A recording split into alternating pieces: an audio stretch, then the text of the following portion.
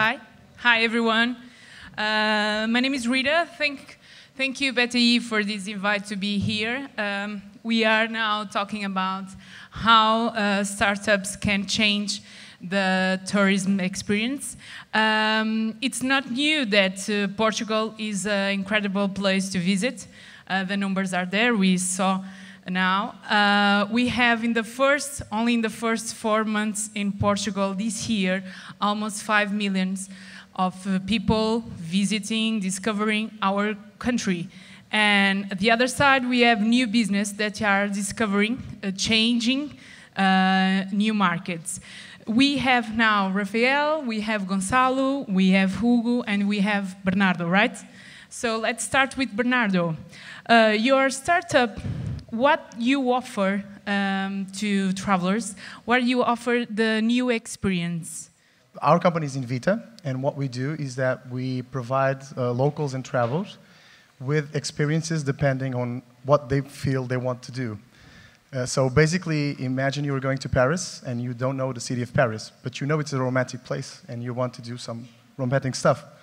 So you just choose how you're feeling and what type of experience you want to do, and we automatically will give you a personalized experience with suggestions of places and things for you to do in the city. And it works in every city of the world. So basically, that's what we do.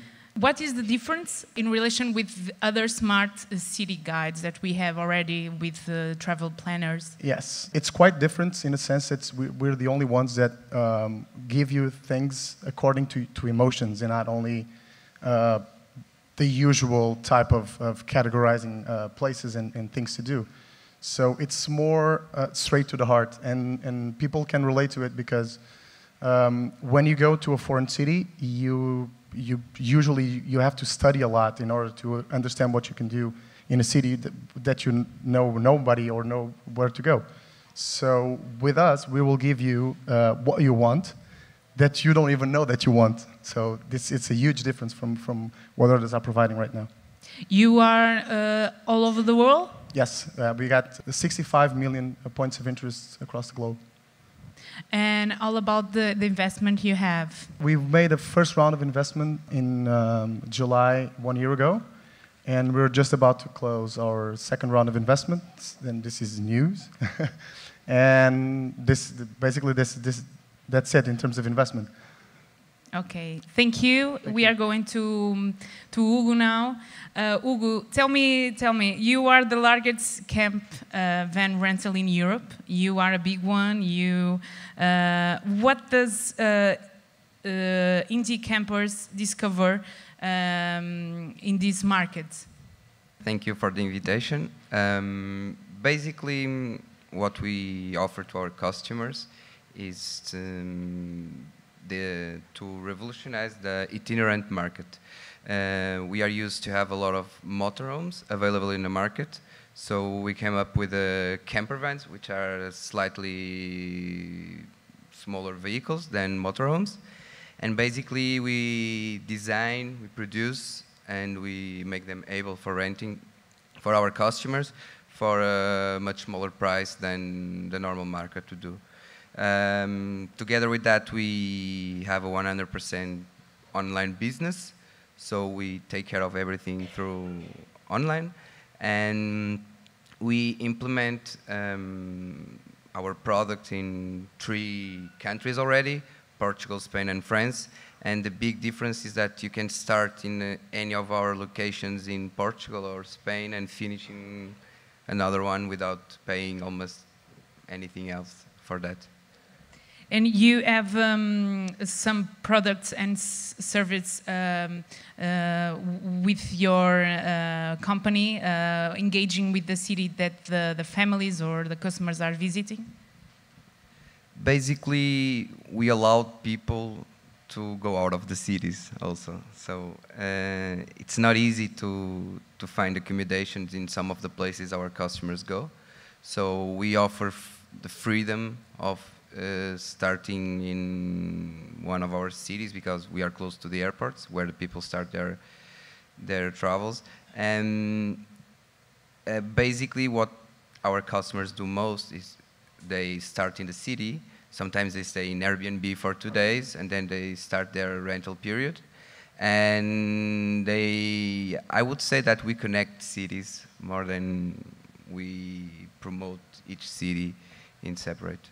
And how does you see this redefining tourism that we are living not only in Portugal but in Europe and other places? I think people now, they travel more, not for a longer period each time they travel, but overall they travel more. So each time they travel, they are searching for something. They are not just coming and staying in a hotel or going around. They want something else.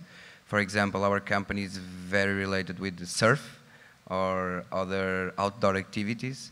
So I think each product, each hotel, Airbnb houses, all the players in the market definitely have to offer something that can come along together with activities, with sports, with events, with all the offer we have in cities. You touch in the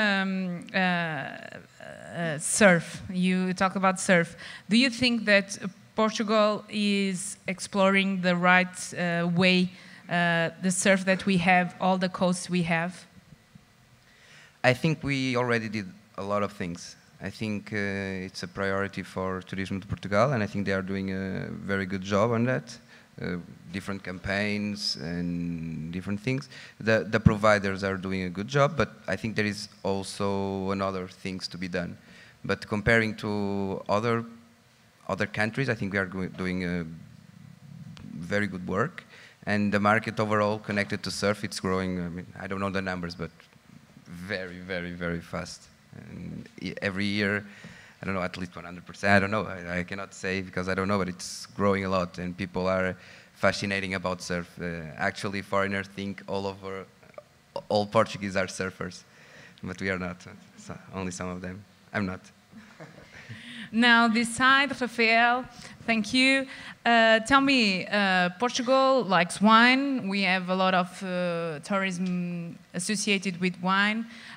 What is the experience that you want to make to our visitors?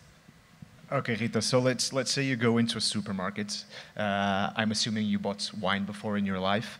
And you look at those shelves, and there's so many references that it's hard to choose. Now imagine, let's say you're a Danish guy sleeping over at an Airbnb place, and you go into a Portuguese supermarket, and now Douro and Alentejo make absolutely no sense. And it's hard to choose the wine. So basically what wine does is wine helps you discover the wine you like. We did a scientific approach, so we hired some experts. We have one of the biggest Portuguese experts in wine, which is Rodolfo Tristão, as a partner of our business. And basically, we found loads of things, but one of the main things we found out is that there are two factors in wine that affect 70% of the way it feels in your mouth. And these are its complexity and the level of fruit. And so if you try a wine out of each of these quadrants, we'll be able to tell with reasonable accuracy what wine you would like to have next. And so basically what wine does is, and this quadrant is applicable to wines all over the world. It's not just Portuguese wines, it'll be Spanish wines, French wines, so on and so on. And we have a product to help you find out what sort of wine you like. You know, you can try it in one of our stores. It will be available soon on airports as well. It's a nice gift. And then we have all our wines segmented in our stores, for example, and in our online store. They're segmented based on their palates and their taste. So it's easier to pick wines you actually like. And tell me, do you think that we have a lot of opportunities to discover in these markets? We have Douro, we have Alentejo, we have Ribatejo, we have a lot of regions that we can explore, and we have a good wine. Do you think that we have new opportunities in this market, in wine market? I think we have. I think Portugal has focused most of its innovation on the product itself. So it tries to get new production techniques and a nicer label and so on. And they haven't really, obviously some cases are not like this, but most of the players in the wine industry didn't try the marketing approaches, which is what we're doing. We're just trying a different way to sell wine. Answering your question, I think there are different types of tourists. I think there are tourists that come for the wine experience, and so they go to places like Alentejo and Douro to get this real wine experience. They go to the Vindimas and so on. But I think wine is much more than that, especially in Portugal as a producer country. Almost every tourist that comes here that's above 18 years old will have wine on a meal, on a restaurant, and so definitely it's something that Portugal should invest in. And we think that we can also have some technology and innovation in this whole market. Yeah, definitely. I mean, there are a couple of cool innovations coming out in the, I mean, technology that's already available but being used in the wine industry. You know, like the RFID glass. You go to a wine tasting and you just pass your glass on a machine, and it beep, and it records that you liked that wine, and so by the end of it you know what wines you liked. We're developing our palate profile app, which is basically you try wines, you rate them, and we position you within the matrix, so you know exactly what sort of wine you like, and for you to be able to go to a restaurant or being at a table with friends and actually say, oh, I like complex and fruity wines. So that's that we're also investing in technology. Do you have any in Portugal, or your service is only to Portugal, or you are using other places? Right now we are in Portugal and Hungary. We closed an investment round recently from a Hungarian group, and so we are there as well. We were opening stores there, and we opened also a channel to sell wine to restaurants there as well. Hungary is interesting because it's similar to Portugal in many aspects. You know, GDP per capita. It's a wine producer country as well. Consumption is also almost as large as Portugal wine consumption. So yeah, we're in both two countries now. And you want to explore another regions, Italy, for example? Definitely. I mean, we want to go to the whole world. There's no doubt about that. Gonçalo, thank you.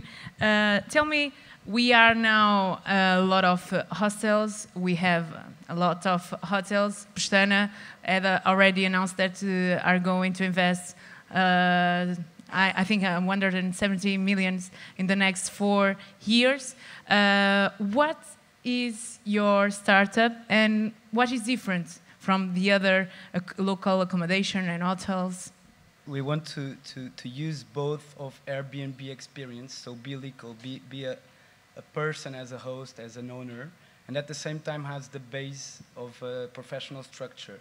So have the 24/7 availability for a check-in or for any need there is during the stay, to have an insurance covering the tourism stay, to have messaging online and offline with the guest, and as well spend the time that is needed during the stay to explain or suggest other services as they were talked here and exhibition here. So it's a mixture of a whole experience, not only a B&B stay, the whole experience, plus the professional back. Are you worried about all these investment and all the new hotels that are peer hostels, local accommodation, all the service? All these hotels or apart hotels that are coming, they are not using Airbnb or Airbnb philosophy. They are using booking philosophy, which is not an interaction between guest and owner, let's call it, from a start. So our philosophy, it comes in between. Of course, we have the professional structure, though we have the team and the people to welcome and have a friendly welcome, as well as help them in other service add-on services. And how does this idea come to you? Are you alone? Sorry. It's possible because we are technologically based as well. So we have centralized messaging, meaning that we have all the apartments published on Booking, Airbnb, HomeAway, TripAdvisor, and others that might come. So we are available to talk with all these platforms at the same time. Okay. Just a question. You are worried about the news last month about the questions in Berlin to the local rent? Not really. I don't think the market is going backwards. So this is the future. There's no way to stop it, and I think the market will regulate itself. So to give you a simple example, an apartment that is no longer working for short term because there are so many in the market, they will move to long term. The market will work itself. Since it's no longer rental, they will move to other kinds of activity. You are now only exploring. So what meaning, answering to your question, what happened with Berlin? It will change, in my opinion. And you are only in Portugal now, or you are exploring? For now, we're in Portugal. We delayed a bit the entry in Madrid, meaning the whole Spain, but we have market analyses of London, Paris, Rio, and basically Spain as well. And in Portugal, it's Lisbon or all over? Lisbon, Porto, calling Lisbon Ericeira, Cascais, and then started in Algarve. Okay, thank you. Bernardo, tell me, how does you see this atmosphere about Portugal related with the tourism? I don't have a perspective on Portugal per se because we're focused on a global vision, and all of our strategy and what we do is always on a global perspective. So we're not so much focused on what's happening in Portugal. That's not to say that I don't have an opinion, but it's not our focus as a company. But I'm thrilled to see what just happened with the Airbnb presentation. I think it's really insightful in the sense that Portugal is becoming more and more a place where people want to come and want to visit. I think in Airbnb's presentation, they forgot to mention that the country itself has a role in this. So not only what the guests are doing, but the country, the weather, it's lovely. So people want to come here. And I'm thinking that we're doing a better and better job each year. I think Turismo Portugal is doing a great job. And I think this is it, basically. As a destination, I think we're doing better and better.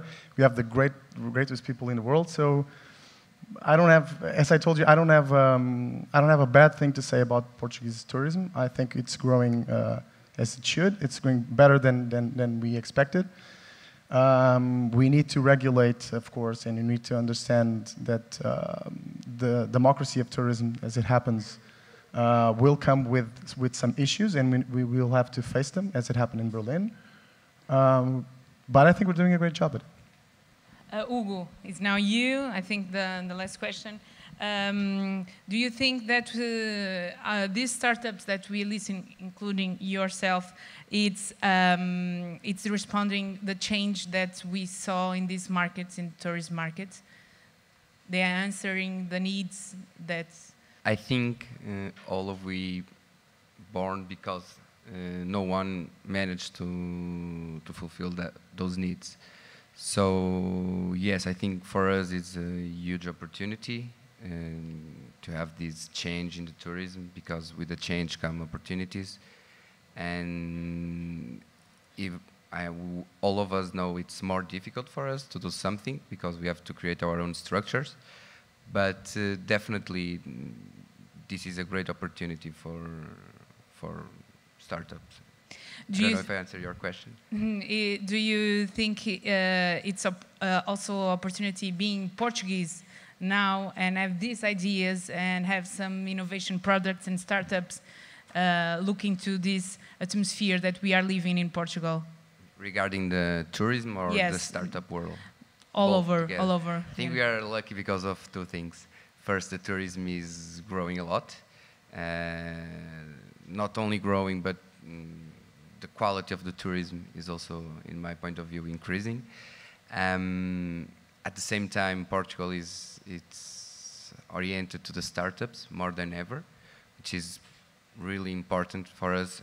I started 3 years ago, more or less, and I feel every day that government, people, all the operators globally, they are more willing to work with startups, even the clients itself.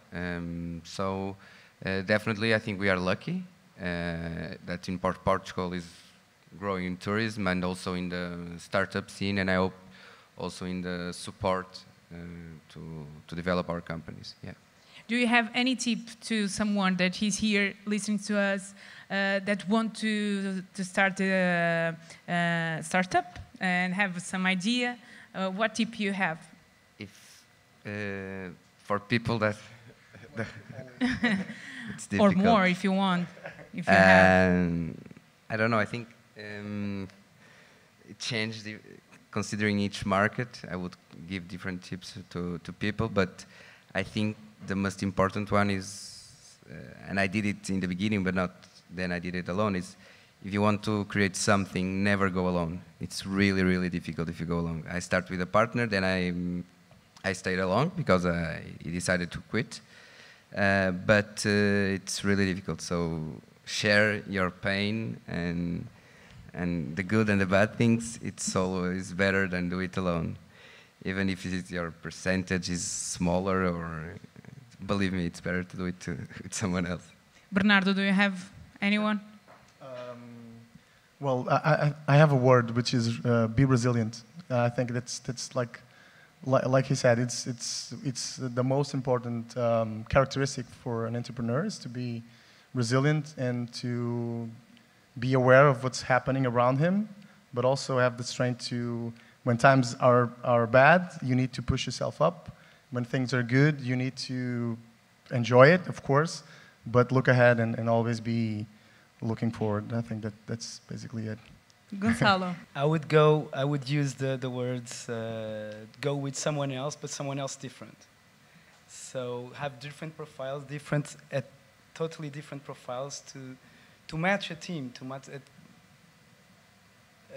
they shouldn't be the same emotionally, organization-wise, attitude, more the personality than not only the professional skills. Rafael, you now?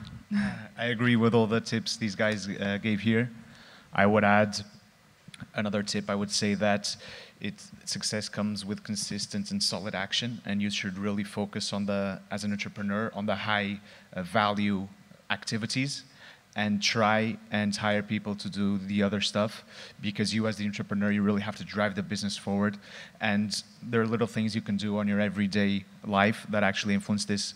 I use just like the iPhone agenda, and every day before I go to bed, I put what are the most high value things I need to do tomorrow, and I have my whole day filled up with that. And if I don't do it, I can push to the next day, but I never miss it.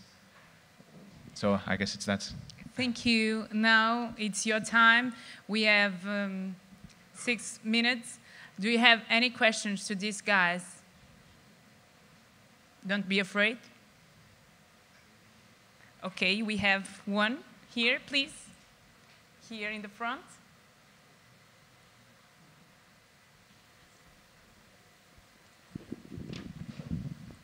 Hi. Hi. Well, really nice presentations and discussion. I know some of your startups. I also, hi, Bernard. My question was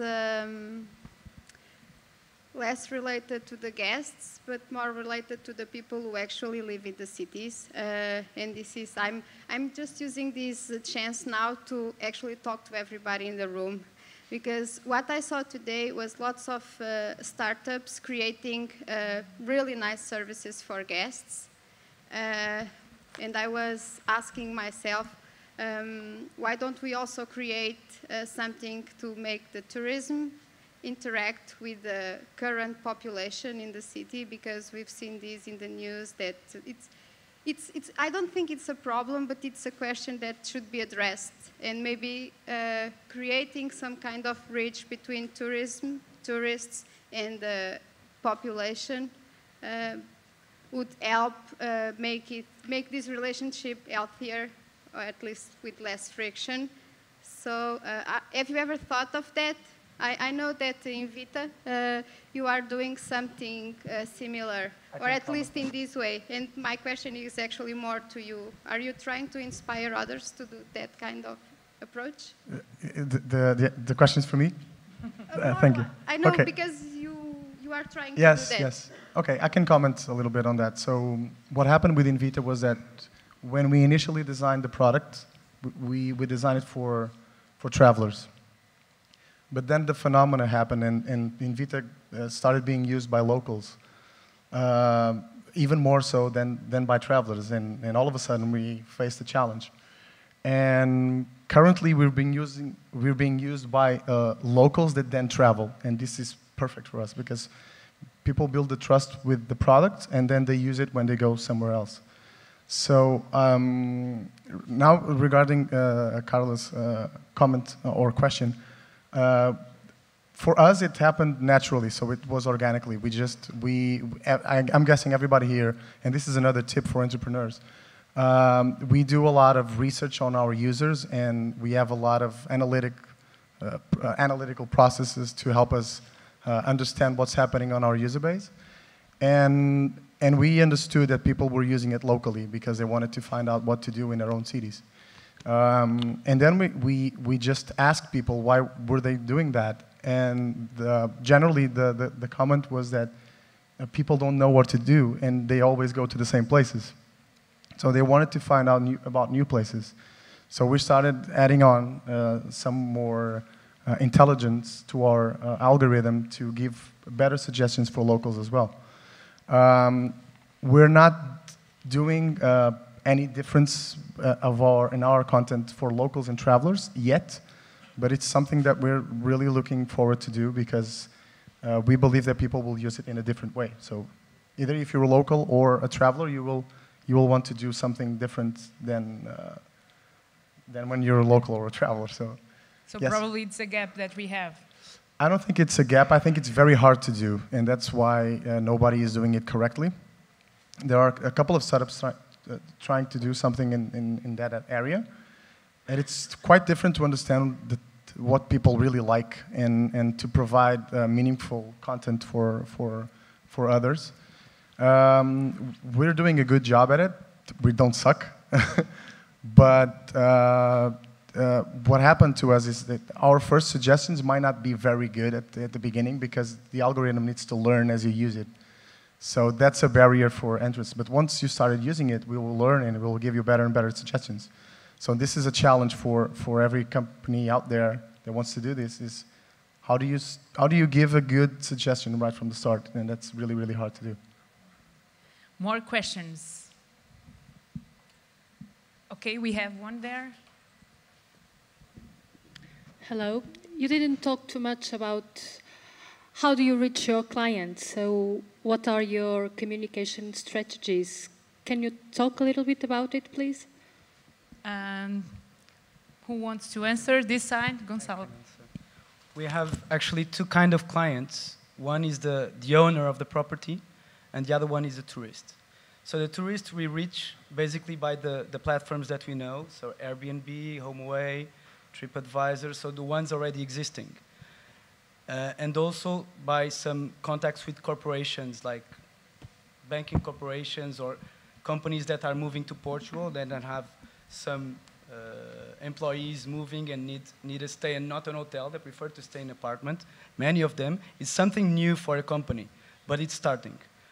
And then for the owners or investors, it's word of mouth a bit by the clients already existing, by real estate agencies, because it's a bit of an after sale as well, because some of the apartments being renewed and being put on short term are belonging to foreigners. So it comes a little bit by this channel. I don't know if you want to add something. Anyone can or want to? I mean, I think the process is really first segmenting your clients, which is what Gonçalo was saying. You first have to segment your clients, see what value he sees in your service, and then construct a communication per segment. It's going to be much more efficient. And there are loads of books that actually reveal loads of channels you can use, from online to strategic partnerships to all sorts of stuff. And they're really helpful, at least in giving you a wide range of things you can do, and then you start seeing which ones would actually fit my business. Thank you. We are just on time. Thank you all. Thank you, Rafael, Gonçalo, Bernardo, and Hugo.